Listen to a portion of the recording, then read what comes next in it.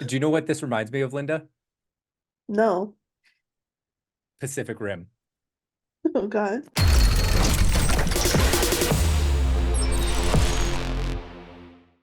Hello, everybody, and welcome to episode 2 of the Master Tech Founder Journal podcast series.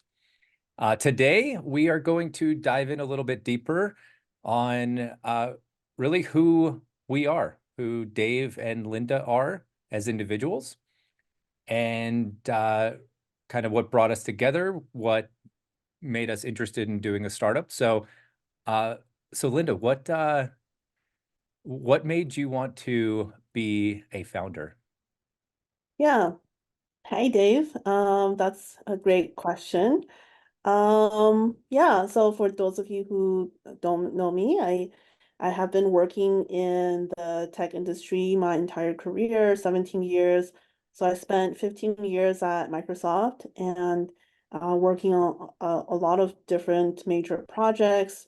I over 10 years at Outlook and then leading team at Xbox Live. We built a really cool parental app for parents for Xbox Live, and then went over to Microsoft Teams. So a lot of really great work, kind of especially during the COVID era for like remote work and everything.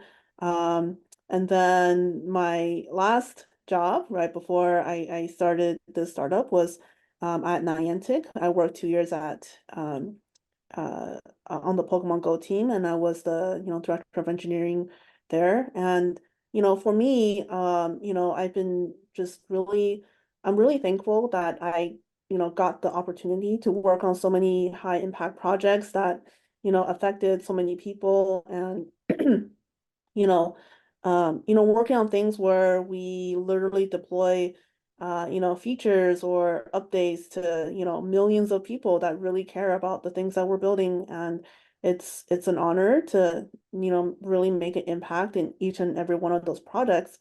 But at the same time, you know, um, I really felt the call to solve some new problems in the world, right? Because in these larger teams and larger companies, although you are working on a high impact product, it is hard to kind of be part of a 0 to 1 project in these larger larger tech companies.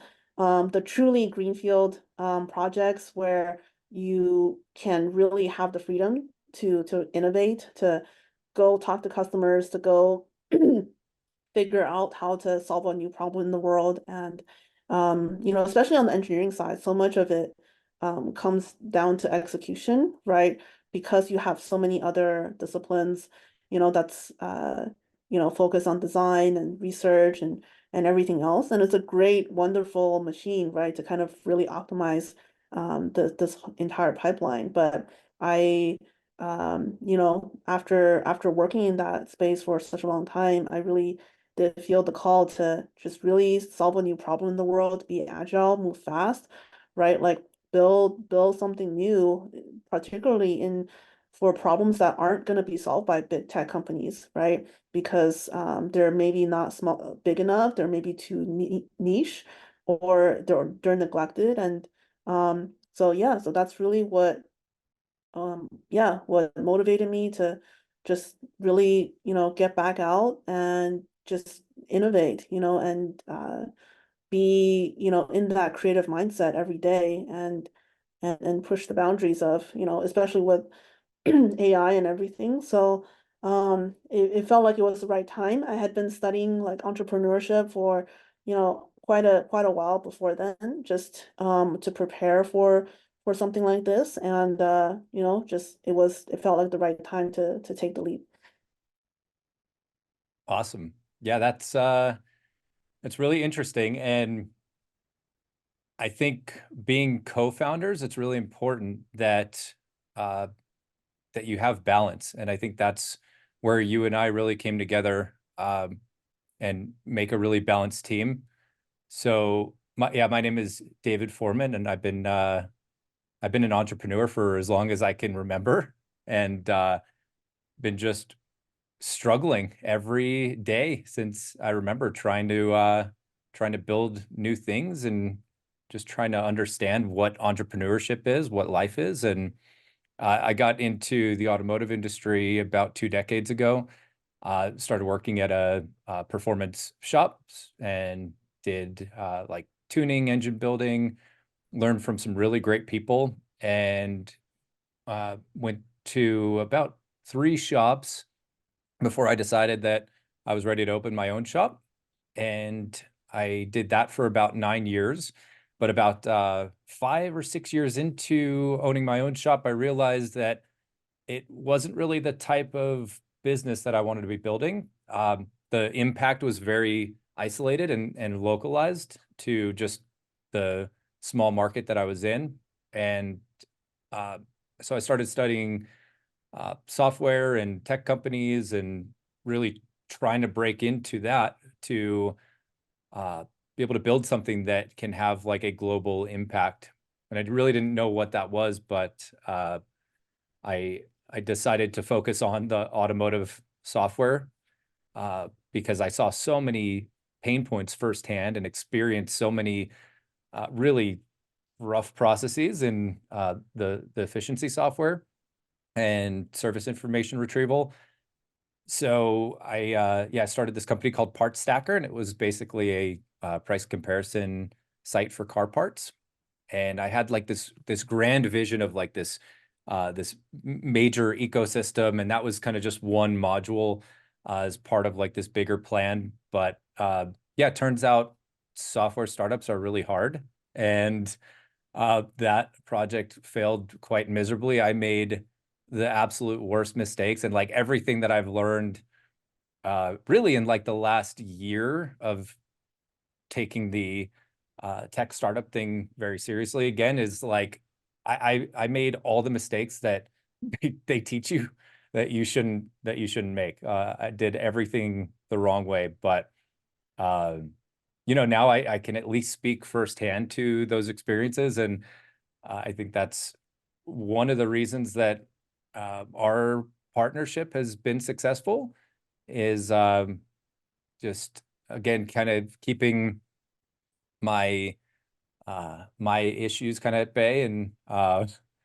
of understanding myself a little bit better and what it actually takes and being more realistic. So it really is like a 6 to 10 year commitment, where before my mindset was like, oh, it's a 6 month thing, where it's like, no, it's not. Um, if it was that easy, everyone would be doing it. So um, Yeah. Yeah, I think that's great. And it kind of reminds me also of kind of like the things that I was uh, had to resolve, right, in order to make this jump. Because, I think when we started, we talked a lot about you know, risk tolerance, right? Um, and that was something that um I had been struggling with, for a long time. But now, like, kind of like looking back on my career, I I spent the first I would say 12 years of my career on the same team. So the team that I joined at Microsoft, I stayed for essentially 12 years. It was a wonderful team. They're still like family, my OA team. But um like a big part of why I didn't change was because my fear of kind of risk, right? Fear of the unknown, fear of doing something like outside of my little bubble, right? Um, and but looking back, like every year after that, so first 12 years I stayed in one team, I had one job. I mean, I did go from like intern to like principal, like tech lead on the team. So it definitely like grew over time, but I didn't make a move to kind of change teams.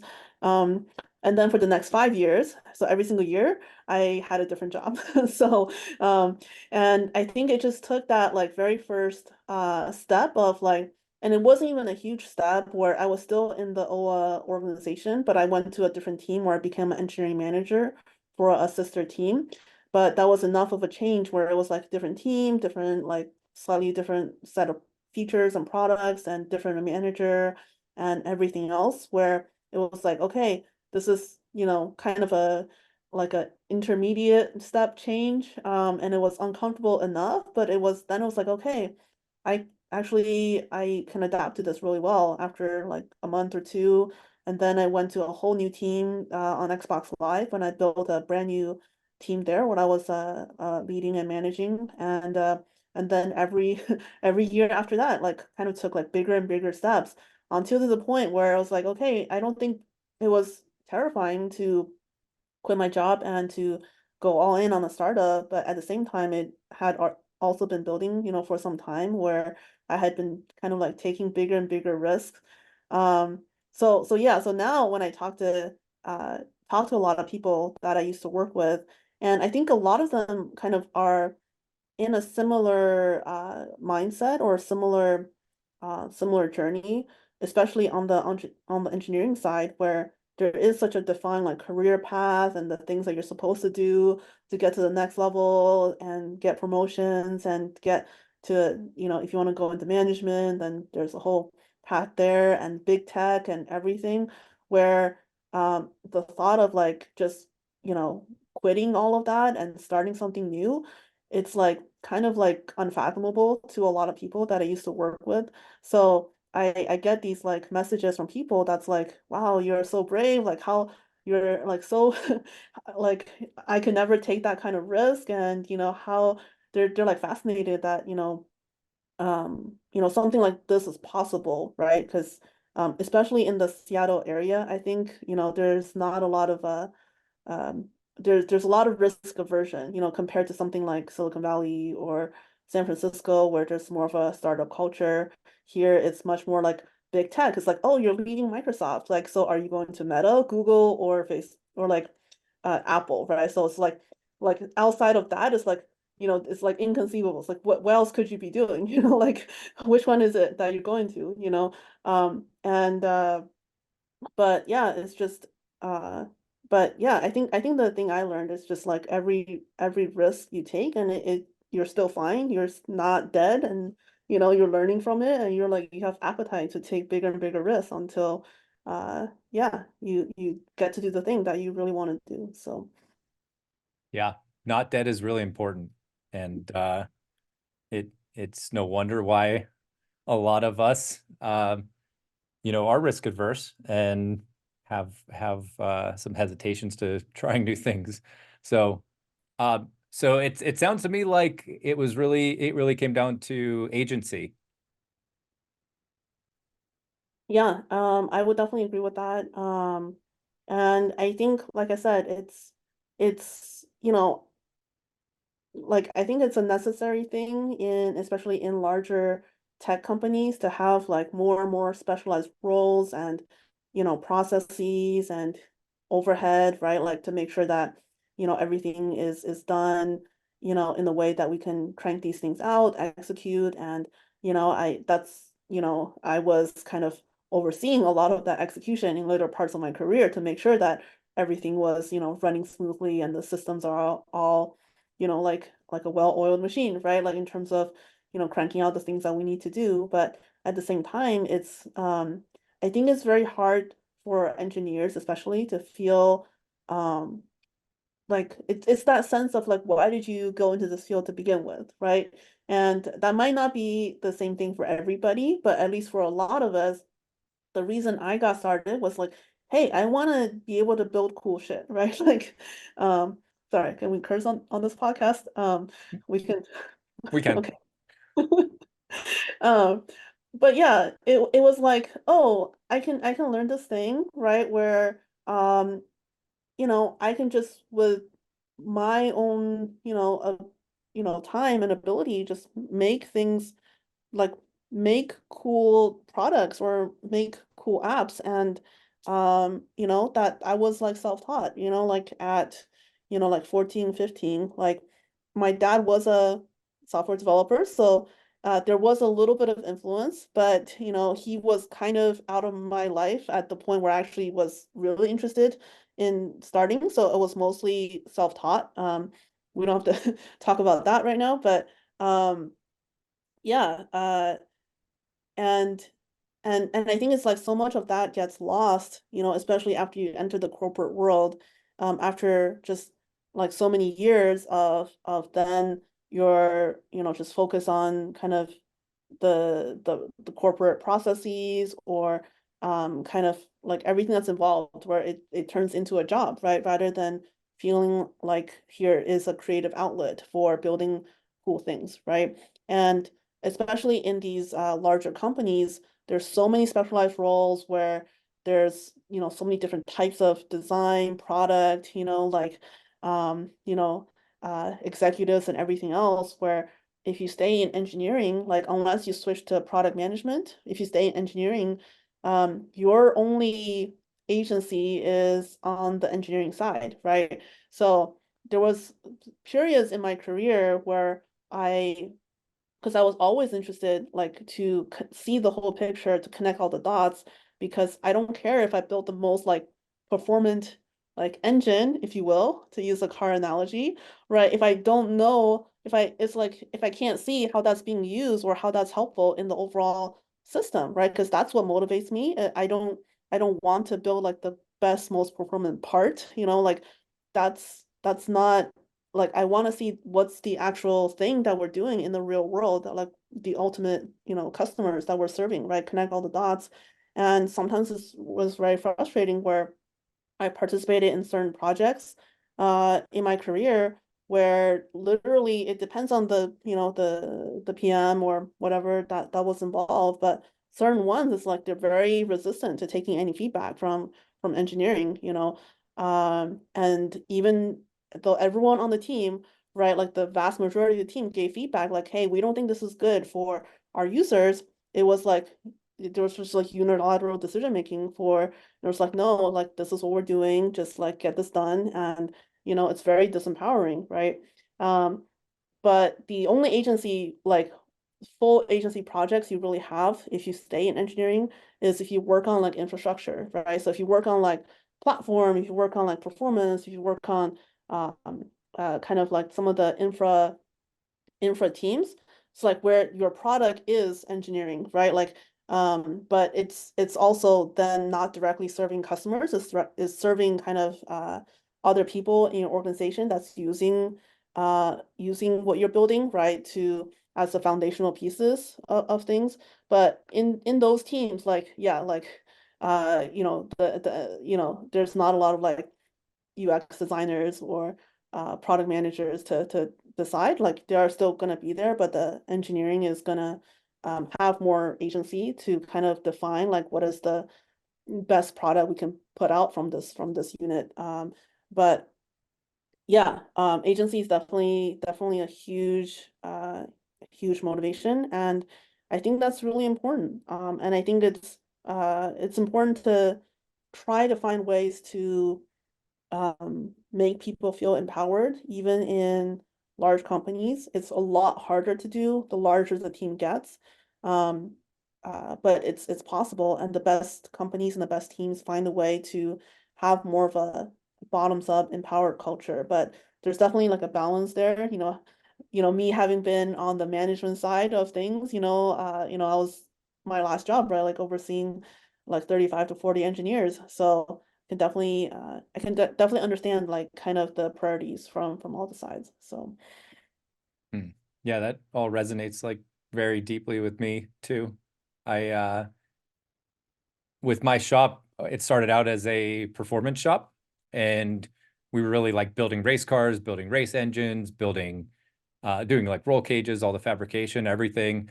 And it was really fun and creative, and did that for quite a few years. And then it got to the point where it's like, okay, we're hiring more people. We acquired the shop next door, so we're buying more space, growing, and then kind of got pigeonholed into doing just maintenance and repair. And it's and the agency really got removed from the equation, really, to where uh, at the 10-year mark when I closed, I was doing all maintenance. There was like no performance stuff that I was doing at that point. So Yeah, it's really interesting, and it is in human nature to want to be creative and do new things and not stagnate. Like that's really really weighs on you. We really need to self-actualize and grow. And I think that's one of the greatest gifts with like being a founder and entrepreneur is it's right there. You know, like if you lose your job, like that is available to you there. I mean, it's available in the background. So it's just this tremendous opportunity that we have to make an impact in the world. And uh, yeah, just really, really exciting stuff. So fast forward to June, like May, June of 23. So you're looking on co-founding matching platform on YC's co-founder matching platform. And what was that like for you? Yeah, so YC co-founder match platform where Dave and I you and I met. It was one of a couple of different platforms I was trying out because I had been, studying startups for a while. I had been like, have this um like urge to really just do something like this for a while. And so I was going on a couple of these different sites. YC co-founder match was definitely the best one in terms of the quality of people that were on there and the level of like seriousness that of people that were on the site. Um one thing that, I always hear people say is like, oh, like you shouldn't even try to find co-founders online. That's just like that will never work, right? They have to be like lifelong friends, or you have to have worked with them for X number of years because it takes so much trust to go into something like that. And I think there is some merit to that. So it's like if that's available to you, like I think that would be the best option, right? Um, but I think it's really hard, to find someone in your network who, you know, uh, wants to take on like this huge, crazy risk for doing an entrepreneurship, right? Doing a startup, right? Like in the Seattle area, it's like it's all big tech, right? People are not very entrepreneurship uh, mindset, don't have a entrepreneurship mindset. Um, and so it's really hard to find those people within your network that's willing to give up these like crazy large like tech salaries that we are all so used to, to do something like this where there's no guarantees of anything, right? And then out of all those people, you have to find people who can line up with your timeline, right? So like I was ready, like at that time, I had been planning it for a long time, but um it's like, okay, even if there was someone in my network, maybe they'll be ready in like a year or 2 years. And it's just really hard where everything will line up. And I really didn't want to wait. I wanted to just, because I think it's like part of having that, like, kind of like take risk mindset that I had at that point, where it's just like, hey, let's just try it, like what's the worst that can happen, right? Like it doesn't work out, let's try again. Like, but it's a learning experience. Um, so yeah, so I was on the YC co-founder platform where it is like a dating site, like I'm just like, okay, I haven't done this in like 15 years or something, where you're like to put up a profile, you have to tell your life story, and you have to like, look for people who are matches or whatever, right? And it's just like um but yeah, like I met like I think 10 to 20 people, had first meetings with, and um it was really interesting actually to kind of meet like a really diverse set of people, hear what they're passionate about, like what they're interested in building, and then yeah, decided to just move forward and just, uh say like F it, right? Like let's just do this thing uh with Dave and MasterTech. So that's it. Yeah, it's interesting hearing your side of it. And yeah, I think I told you that I had applied to YC for another project and I didn't get approved. And I was going the solo founder route. I was still a little bit jaded at that point because I did have uh, you know, a partnership that I it didn't really go that great. And I told myself, I'm not ever going to do this again. I'm just going to be a solopreneur and, or solo founder. And so I applied to YC and I didn't get in, but they sent me an email and gave me some really amazing feedback. And they just said, hey, like you really need a strong technical co-founder. Um, and we happen to have this co-founding matching platform that you can go visit. Another really cool thing that they suggested was that I lean into my field of expertise. And that's where it kind of clicked for me, where I was like, why not? Yes, I failed before, but that doesn't mean I'm going to fail again in the future. I've learned so many things, and those are going to carry with me in this next project. So, ended up interviewing and meeting with a handful of people, like 6, 7 people. And yeah, Linda, you were the last person that I had met on there, and just it seemed like a lot of our interests were aligned and what we wanted to do. It seems like we both were very motivated at first to get into Y Combinator, and I think that was kind of one of the main drivers for us, and we just really wanted to make an impact in the world. And yeah, that's where we kind of came together on Master Tech. So it's really exciting. Yeah, and I think what really drew me to Master Tech, when we talked about, because at that time you had already kind of had the name and I think you had the landing page and like at least the high level idea of what you wanted to build. Um, but what really drew me to that versus all of the other, ideas that, had been pitched to me, or I had a number of ideas that I was exploring as well, right? Just based on like my problems I was seeing that I had an interest in, but I was open to really exploring like what else is out there, because that's really sometimes like you're in this tech bubble, right? And I really want to solve like real world problems, and sometimes that may be outside of my like kind of my area of kind of domain expertise as far as the industry. Um, so I really want to be open-minded, but yeah, what really drew me to this project and your idea and pitch was really just that it felt like a really necessary thing, right? And that was really I think the biggest motivator for me, because a lot, like I feel like so much of tech ideas, like startup ideas, that like not just the ones that I was pitched or but just even things that are funded in the world. I'm just like, okay, there's like millions, $100 million funding that went to this thing that I don't think that anyone really needs, right? It's like some like crazy consumer product where it might like be nice to connect your one device to something else and like whatever it is, right? And I'm just like, okay, yeah, maybe I can see a use case for it, but do we really need this, right? And it kind of a lot of too many things people build are too focused on like this is a cool technology versus like is this a problem that the world really needs to solve, right? Or is this a solution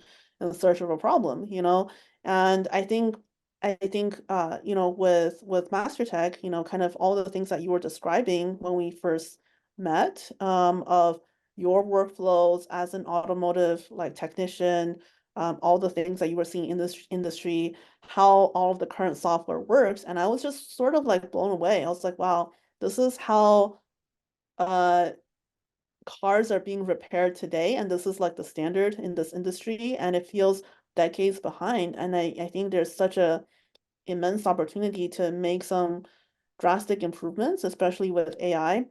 And that has such incredible like real world impact, like safety, improving safety of technicians, of, you know, and customers, where they'll have, safer cars at the end, safer cars on the road.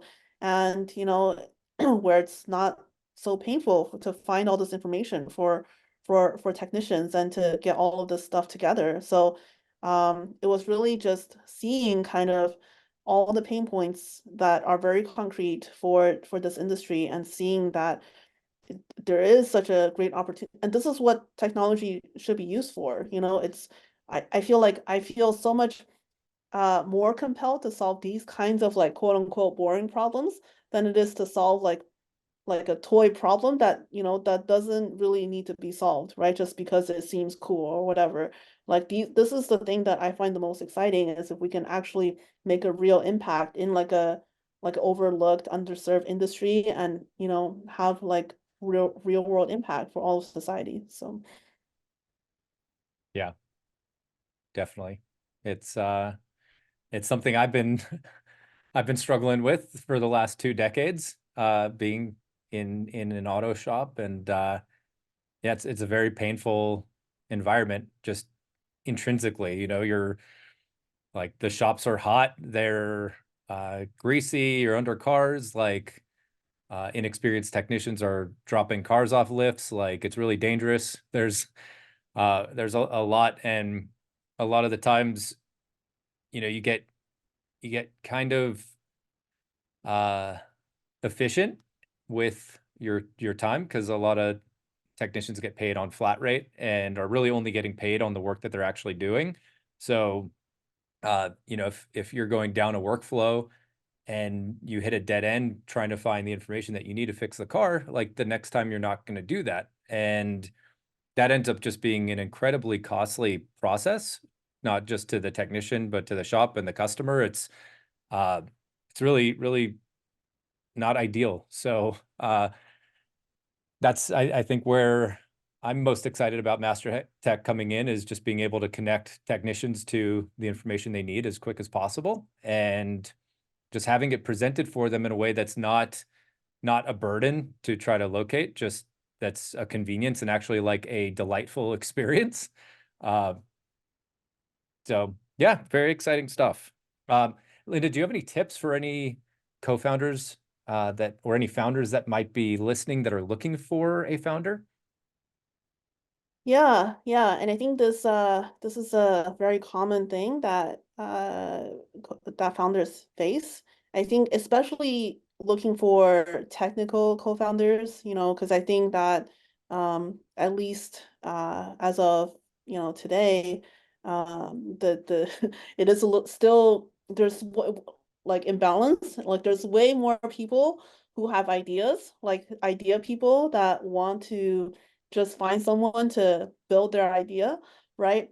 Versus the people who have the technical experience and the hands-on experience to be able to build a product on their own, right? And so there's always this kind of like this pool of people looking for technical co-founders that's way bigger than the pool of technical co-founders. So I would say, if I were to give advice in that first camp, right, of like, hey, if you're not technical and you have an idea, maybe you know an industry pretty well, or you have some, you know, networks and connections and sales and marketing channels that you can leverage in the industry, and you're looking for a technical co-founder. I would say, like yes, take advantage of your network, take advantage of these co-founder matching platforms, right? And there's other like social media, like, channels where you can meet potential co-founders, or even like Reddit, or, things like that. But I would say, uh, so that's the inbound, right? If we're looking at like a sales, kind of a CRM way where there's a lead, those are your leads. But how do you then, once you have a meeting with them, convert them to actually progress, right? To be like, okay, let's try working together. Let's try like doing this project. I think the biggest thing there is just how you're approaching the conversation, right? I mean, I think I can speak to it from the other end of things, and having been in engineering for my entire career. If you find an engineer who is, kind of wanting to be doing an entrepreneurship, doing a startup, um, they're gonna want agency, kind of circling back to what we talked about. So it all comes down to your pitch. It's they don't necessarily care about your idea that much. Like it does make a difference as far as like, okay, this is a problem that sounds interesting. This is a problem that, they feel like deserves to be solved, and that, you have you have done some work to validate the problem, talk to customers, get potential interest or buyers or whatever. So all of that is important, right? So to show that you're actually going to pull your weight, and in terms of the business side of things, sales and marketing side of things, all of that is super important, but that's not going to be enough, right? The motivation, like at least, for me and for a lot of engineers, is the chance to like, not just be given work to do, like I don't know how else to say it, but it's like a lot of people have this mentality. It's like, okay, if I can just have someone, they'll build my idea. It's like, no, if you have a co-founder, this is gonna be something that you're creating together, right? Like you're on this adventure together, and you're gonna want to know what their ideas are. You're gonna want to know like what they think of how to best, use technology to solve new problems in the world, or to even identify the problems in the world. And it's an adventure that you guys are on together, and that's the biggest difference and the biggest kind of like trap that I see people fall into, where they just see it like a business transaction, and they're like, okay, if you work for me, even though we're 50-50 co-founders and you do all the work, then here's like, I'll get you like this, whatever, future sales in return. And it's about just like that, changing that mindset to where you're really partners, and you're like valuing their opinions and their ideas equally, as your own. Do you know what this reminds me of, Linda? No. Pacific Rim. Oh God. So for those of you who don't know what Pacific Rim is, it's this amazing movie. And in the movie, there are these massive machines. They're like big transformers, right? And they're so big that it requires two human beings to connect with it. So it's basically like this cap that you put on, and it connects to your neural network. And uh, but yeah, it's like so much on your like so much cognitive load that you need to balance that out with somebody else. So I always think about this whenever I think about like what it takes to have a successful co-founder relationship. And I think it's like a perfect analogy, right? Because it's like you have this massive machine that you're trying to control. And really, that's like ultimately, I think, the proper framing to look at what a startup is. It's like this machine that you move around, and you don't necessarily at all know where you're going, but like you still need to be able to control it and move it around and stay agile. Uh, and I think it's just really cool because they call it the drifting, where you connect with the other person, and it's kind of like this mutual flow state you get into. And I think with you, Linda, it it really shows me like that you need to balance out each other's skills and abilities. And I think that's where you and I really complement each other, just with our experiences, with our personality type. Um, and that's kind of the advice that I would give if you're looking for a co-founder is find somebody that's going to push you. It's not about like it's not all about building $1 billion business and retiring. And I really think it you have to fall in love with the process, because the odds are not in your favor. Most likely you are going to fail. Like the most likely master tech is going to fail. That's what the statistics say. And uh, you just really need to make sure that like you're doing it for the right reasons, that you're grounded in the actual journey and the experience, because it's so rich. And it's just like that slight reframing really provides like so much fuel. And for me, has really been the source of fuel. Like things get extremely tough. You and I almost like stopped being partners a couple times, because it is an incredibly challenging thing. Uh, and really too, what I what I've learned is like it really does come down to like maturity. You and I both have a lot of experience, like a lot of professional experience in our fields. We have a lot of experience in managing people and a lot of relationship experience. So I think that's where we kind of have a little bit of an advantage versus like founders that are in college or going through that, like because it is the most emotionally charged thing that you're ever going to do in your life. There's like this cacophony of emotion and things against you that natural forces that make you want to fail and make this really difficult.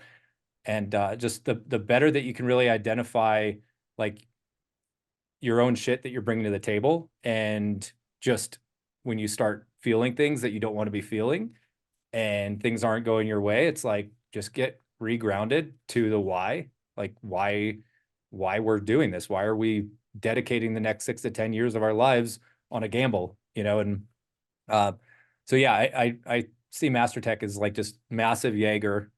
That's the name of it in Pacific Rim, and yeah, there's no one else I'd rather be co-piloting it with.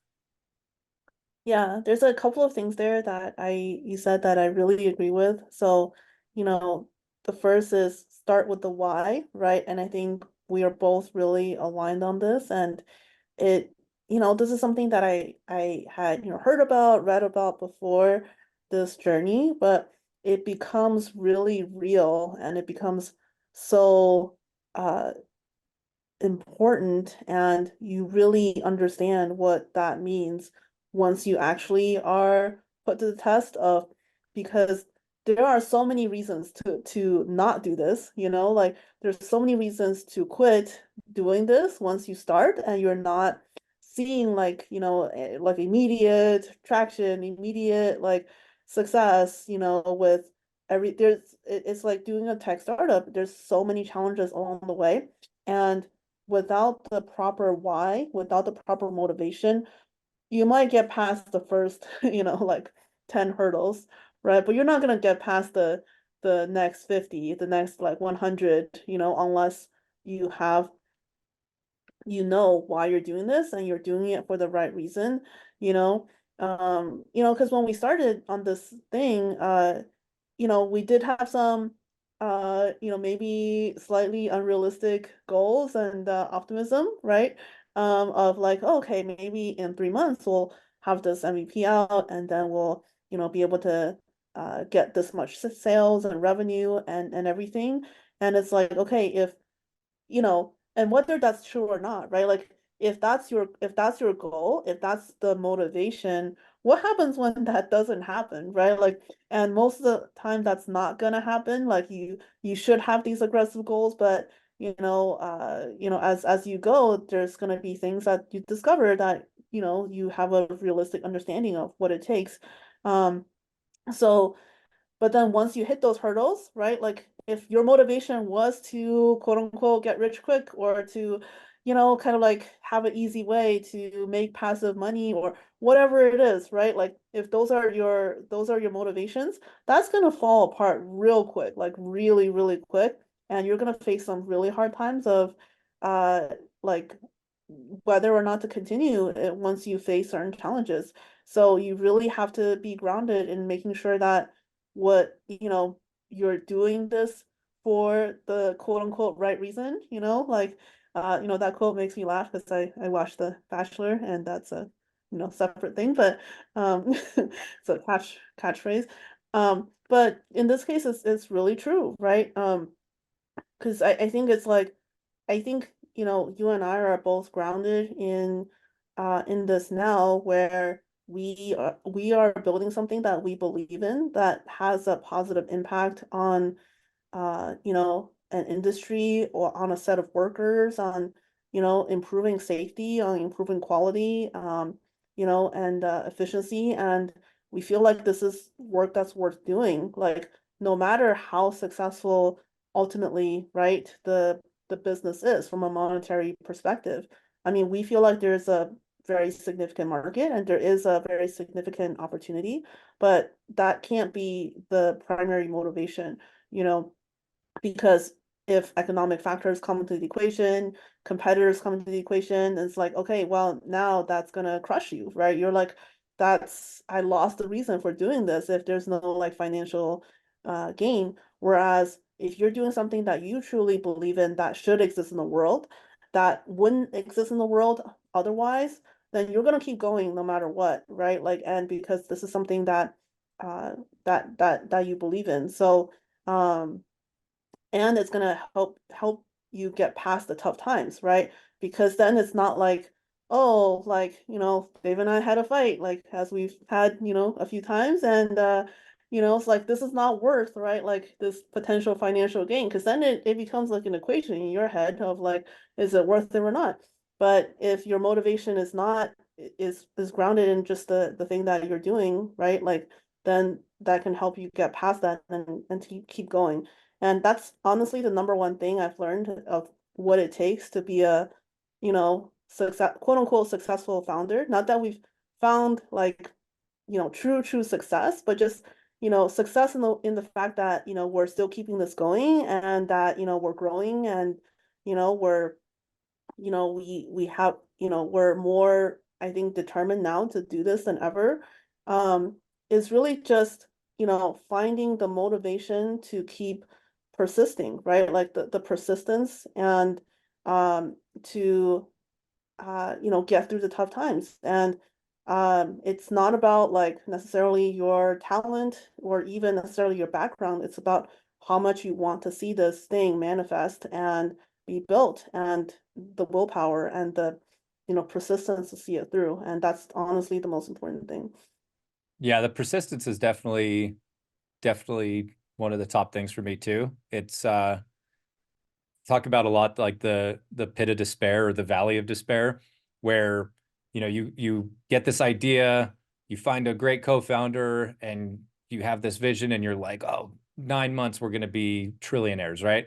So you get this big spike up, and then reality sets in, and then you get like 3 months in, and you're pivoting, like there's no one wanting what you thought that people would want, and you go through this really long just valley of despair, pit of despair, whatever. And that is, from my understanding, the key to being successful with like really anything that you're doing. There is going to be this pit of despair, this valley, but you're really in competition with the other people that are trying to do this. It is a game that you're playing against yourself, really, but you think about it, that the longer that you can keep moving and persisting through that valley of despair, other people are dropping off, people that are giving up.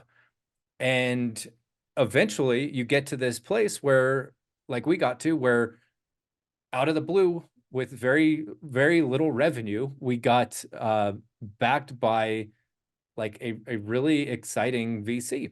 And we got a lot of traction just from that. And then we're out of the pit of despair and everything's great. But then, like a couple minutes after the money hits the bank, then you're back in another pit of despair. And it's yeah, and that's where for me it is so critical to just be enjoying the journey and being in the moment and understanding that like everything that you are doing and learning, and the longer that you're persisting, it's just making you like that much stronger as an individual that you can take with you everywhere else in your life for the rest of your life. Like even just since we started this 9-10 months ago, I feel like I've grown more in that time than I have in the last like 6 years of my life. And um yeah, it's just it's worth it in so many other ways other than monetary gains.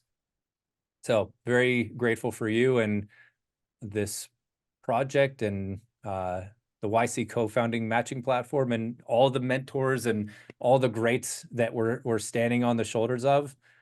Um, yeah, really excited for this Jaeger that we are moving through and defeating all the kaijus that are coming our way. Well, having never watched the movie, all these Oh my references God. are lost on me. When you say Jaeger, I don't know, it reminds me like this beer or like isn't like a Oh, pitch. the liquor, the Yeah, something like Jaeger that. bombs. Yeah, so that's what I have in my mind, but like maybe I'll watch the movie someday. Oh, other last piece of advice is like eliminate any distractions. It's only going to increase your odds. Like alcohol, for example, I gave that up like 5 years ago, and I've just had a lot more emotionally consistent of an experience. And like startups as it is, and being a founder is an emotional roller coaster just intrinsically. And you really don't need any more. Like it's fun enough as it is. So that would be my recommendation, is trying to minimize the things that you can uh the negative influences in your life that you can control.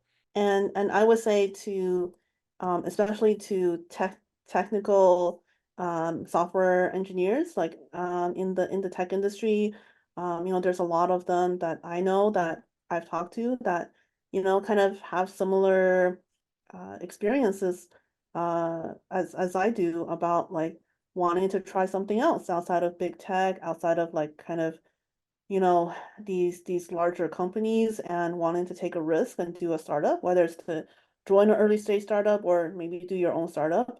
I would say, you obviously have to make the right, like your special like financial decision, right, for your family and your situation. But, aside from that, if it's just like a matter of risk, tolerance and, kind of taking that leap and being scared and being afraid, I would say I would really encourage you to try, to do it. There's always gonna be that safety net. Like, there's even though there's a lot of tech layoffs right now, like, all the there's a lot of great engineers that I work with where, even despite the layoffs, if you want to go back to a traditional tech job, there's plenty of them, and you can always go back to that. But, you know, uh, if you're really compelled to go out and really make something new in the world, something that's your own, then I say, take the risk and see what happens. Beautiful. Well, I think that is it for this episode. We let it go on for quite some time, but yeah, these type of talks are challenging because it definitely gets into a lot of like personal stuff, and uh, hard to stay kind of on topic. But hopefully, some of you found some value in it, if anybody's still listening. And if so, please press that like, subscribe, and maybe leave a comment for us to see if we're doing right by you. Yeah, really appreciate all of you guys, that are watching and supporting us and rooting for us on this journey. And we really appreciate all of you.